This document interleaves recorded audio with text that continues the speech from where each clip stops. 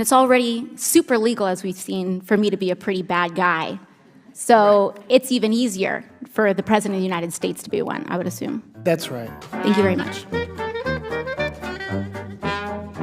Let's play a lightning round game. I'm going to be the bad guy, which I'm sure half the room would agree with anyway.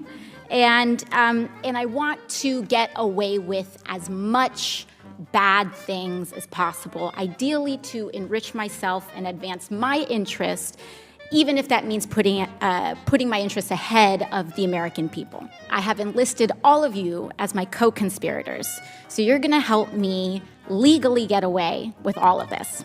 So, Mrs. Hobart Flynn, I want to run. If I want to run a campaign that is entirely funded by corporate political action committees, is there anything that legally prevents me from doing that? No.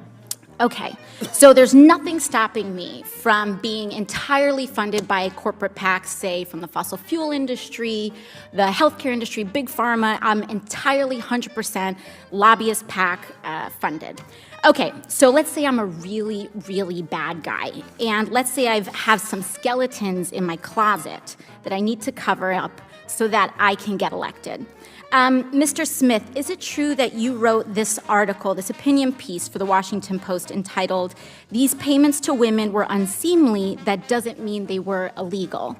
Well, I can't see the piece, but I wrote a piece under that headline in the Post, so I assume that's right. Okay, great. So, green light for hush money. I can do all sorts of terrible things. It's totally legal right now for me to pay people off. And that is considered speech. That money is considered speech.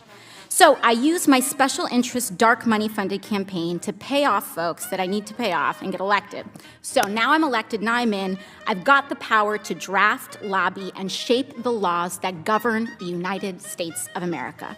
Fabulous. Now, is there any hard limit that I have, perhaps Mrs. Hobart Flynn, is there any hard limit that I have in terms of what legislation I'm allowed to touch? Are there any limits on the laws that I can write or influence, especially if I'm based on the special interest funds that I accepted to finance my campaign and get me elected in the first place? There's no limit. So there's none. So I can be totally funded by oil and gas. I can be totally funded by Big Pharma, come in, write Big Pharma laws, and there's no limits to that whatsoever. That's right.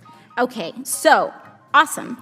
Now, Mr. Mirabani, the last thing I want to do is get rich with as little work possible. That's really what I'm trying to do as the bad guy, right?